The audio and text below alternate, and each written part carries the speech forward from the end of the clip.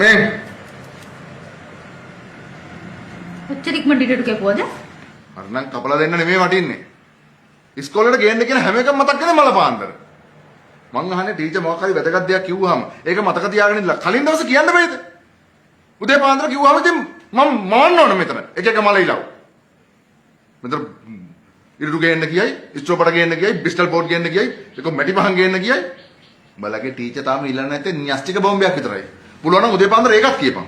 තාත්ති teacher න්‍යෂ්ටික බෝම්බයක් ගේන්න කිව්වා කියලා. හරි අනේ.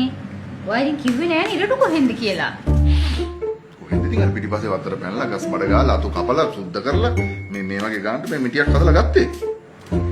එච්චර දෙයක් කරන්න වෙලාව තිබ්බේ. අනික වේලලත් එක්ක. ඔව් වෙලිච්චත් කැපුවාම මම දෙන්න වෙලන්න ඕනේ නෑ. අනේ දිගින් නැතුව කියන්නකො කොහෙන්ද ඉරටු කියලා. මම මැව්වා. බූස් කූස් ඉරට්ටස් කමින්ස් කියනවා මෙහෙම ඉරටු පිටිය මෙහෙම කියලා.